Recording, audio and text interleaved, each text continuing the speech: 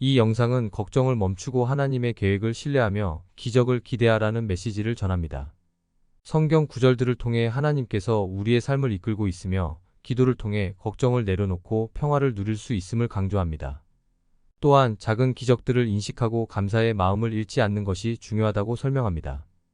영상을 통해 신뢰와 감사로 가득 찬 삶을 살며 하나님의 도움을 기대하는 방법을 배울 수 있습니다. 먼저 구독과 좋아요 부탁드립니다. 여러분을 밤새 걱정하게 만드는 것이 무엇인가요? 미래에 대한 두려움이나 불안인가요? 만약 걱정의 무거운 짐에서 벗어나 하나님께서 여러분을 위해 준비하신 계획을 확신하며 살아갈 수 있다면 어떨까요? 오늘 저는 여러분에게 중요한 메시지를 전하고자 합니다. 걱정을 멈추세요. 하나님께서 여러분을 위한 길을 마련하시고 상상할 수 없는 기적으로 축복하실 것입니다. 우리는 종종 걱정과 불안의 악순환에 빠지지만 하나님의 약속은 분명합니다. 하나님께서는 길이 없어 보일 때에도 길을 만드시고 예상치 못한 기적으로 축복하실 것입니다. 오늘 우리의 여정은 여러분이 걱정을 내려놓고 하나님을 신뢰하는 방법을 보여줄 것입니다. 하나님의 말씀을 통해 지침을 찾아봅시다. 예레미야서 29장 13절에서는 이렇게 말합니다. 너희가 온 마음으로 나를 찾고 찾으면 나를 만나리라. 이 구절은 우리에게 하나님께서 항상 우리를 위해 일하고 계심을 상기시켜 줍니다. 하나님께서는 불가능을 가능하게 하시고 광야의 길을 만들며 사막에 물을 내십니다. 이는 아무리 어려운 상황이라도 하나님께서 여러분을 상상할 수 없는 방식으로 변화시키실 수 있다는 것을 의미합니다. 시편 55장 22절에서는 내 짐을 여호와께 맡기라 그가 너를 붙드시고 의인의 요동함을 영원히 허락지 아니하시리로다라고 말합니다. 이 구절은 우리가 불안을 기도로 대체할 때 하나님의 평강이 우리의 삶에 들어올 수 있음을 알려줍니다. 이 평강은 세상이 주는 일시적인 안도감과는 다르며 우리의 마음과 생각을 지켜주는 깊고 지속적인 평강입니다. 창세기에서 다윗의 이야기를 떠올려 보세요. 그의 형제들에게 무시당하고 여러 고난을 겪었지만 다윗은 하나님께 충실했습니다. 시편 40장 1과 2절에서 다윗은 내가 여호와를 기다리고 기다렸더니 귀를 기울이사 나의 부르짖음을 들으셨도다. 나를 기가 막힐 웅덩이와 수렁에서 끌어올리시고 내 발을 반석 위에 투사 내 걸음을 경고케 하셨도다라고 말합니다. 다윗의 이야기는 가장 어려운 시기에도 하나님께서 우리의 선을 위해 일하고 계심을 보여줍니다. 로마서 4장 20절에서는 믿음이 없어 하나님의 약속을 의심치 않고 믿음으로 견고하여져서 하나님께 영광을 돌리며라고 말합니다. 이 구절은 하나님께서 우리의 유익을 위해 일하고 계심을 알려줍니다. 우리가 그것을 즉시 보지 못하더라도 하나님의 손길은 우리의 삶을 인도하고 있으며 모든 상황을 우리의 이익으로 변화시키고 있습니다. 마가복음 4장 39절에서 예수님께서 폭풍을 잠잠하게 하신 이야기를 떠올려 보세요. 예수님은 바람을 꾸짖으시고 파도에게 잠잠하라, 고요하라 라고 말씀하셨습니다. 그러자 바람이 그치고 완전히 고요해졌습니다. 이 이야기는 예수님께서 우리의 모든 혼란을 다스릴 권세가 있음을 상기시켜 줍니다. 아무리 우리의 상황이 혼란스럽더라도 예수님의 명령은 평화와 질서를 가져옵니다. 이 성경 구절들은 우리의 믿음의 단단한 기초를 제공합니다. 하나님께서는 항상 통제하고 계시며 우리의 선을 위해 일하시고 우리의 삶에 기적을 행할 준비가 되어 있음을 상기시켜 줍니다. 하나님의 말씀을 신뢰하고 그것이 여러분의 걱정과 두려움을 극복하도록 하십시오. 걱정의 문제를 인식하십시오. 걱정이 여러분의 생각을 사로잡았던 때를 떠올려 보세요. 걱정은 우리를 마비시키고 전진하기 어렵게 만듭니다. 그것은 기쁨을 빼앗고 믿음의 장애물이 됩니다. 걱정은 작은 생각에서 시작하여 점점 커져 감당할 수 없는 큰 산처럼 느껴질 수 있습니다. 걱정이 작은 문제를 크게 만드는 경험이 있으신가요? 작은 돌멩이를 눈앞에 가까이 들고 있는 것을 상상해 보세요. 그것이 모든 것을 가려 보이지 않게 합니다. 이것이 걱정의 효과입니다. 그것은 우리의 두려움을 확대하고 우리의 시야를 흐리게 하여 더 큰 그림을 보지 못하게 합니다. 여러분은 직장, 건강, 가족 또는 미래에 대해 걱정할 수 있습니다. 각 걱정은 무거운 짐처럼 느껴지며 여러분을 끌어내리고 에너지를 소모하며 평화를 빼앗습니다. 걱정은 하나님의 목소리로부터 우리를 산만하게 만듭니다. 우리가 문제에 집중할 때 그의 약속을 들을 수 없습니다. 아름다운 노래를 시끄러운 소음 속에서 들으려고 하는 것과 같습니다. 걱정은 그 소음을 만들어 하나님의 확신과 위로를 압도합니다.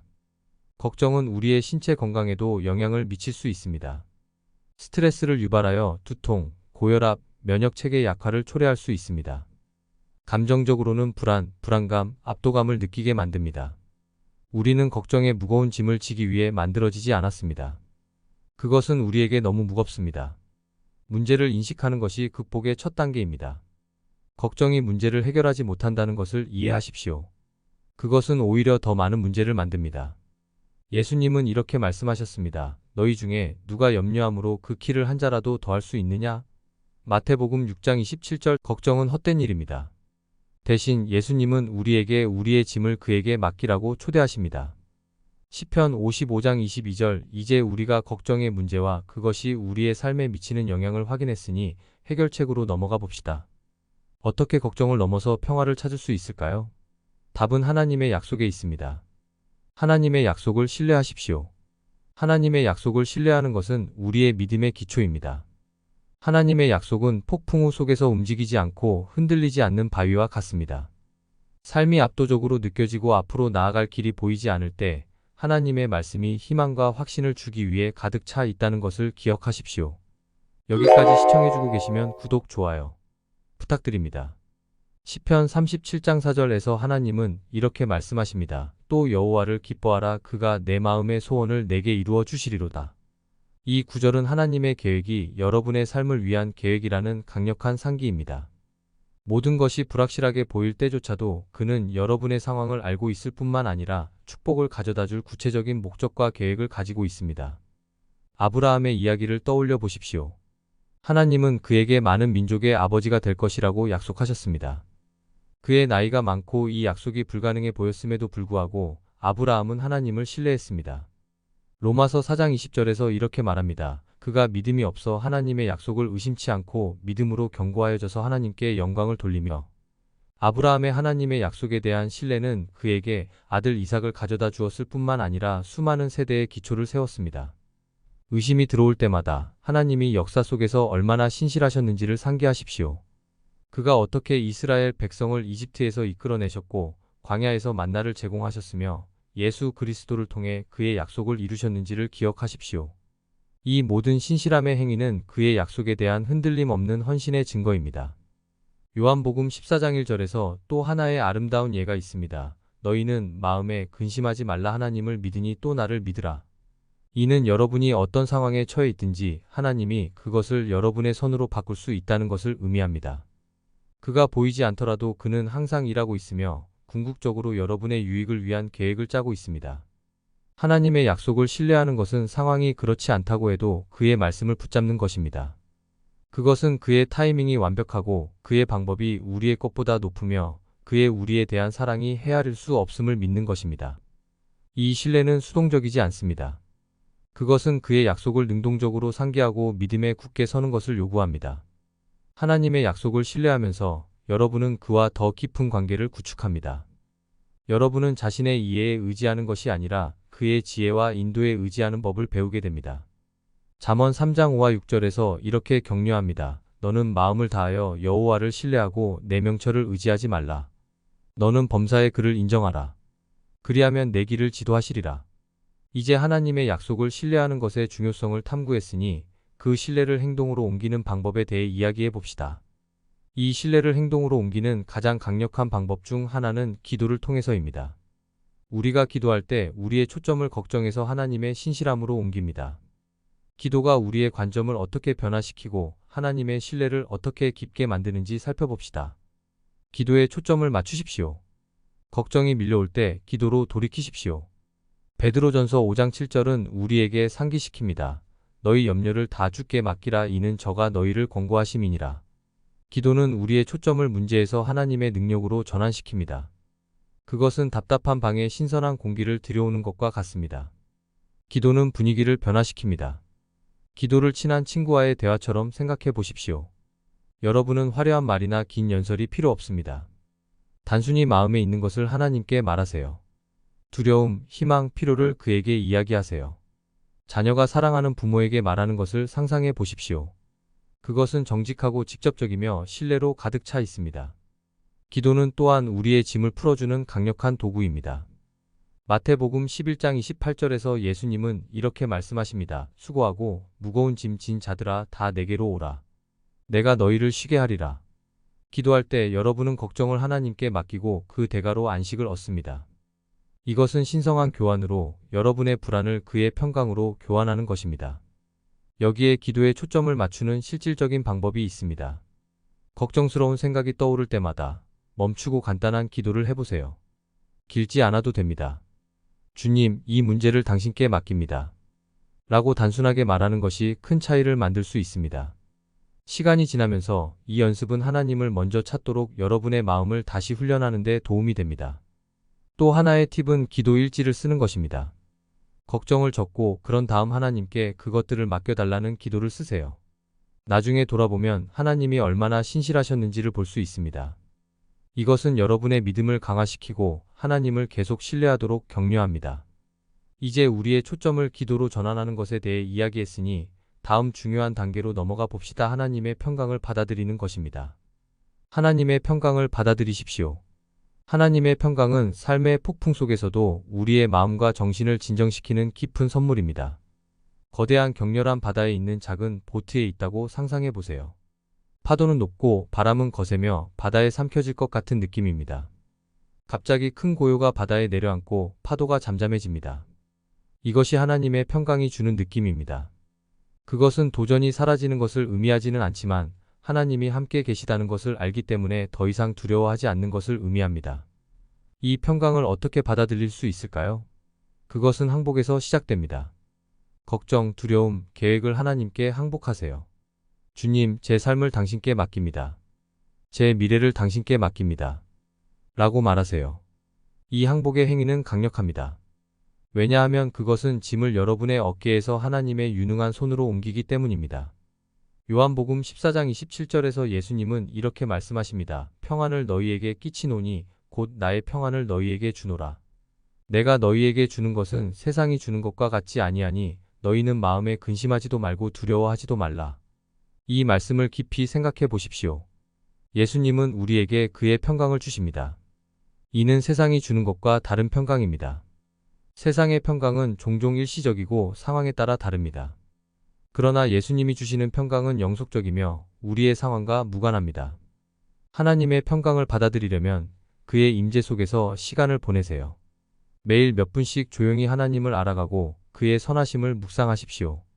기도, 성경 읽기 또는 단순히 조용히 앉아 그의 선하심을 생각하는 것으로 이 시간을 보낼 수 있습니다. 그의 약속과 진리로 마음을 채울 때 걱정이 뿌리내릴 공간이 줄어듭니다.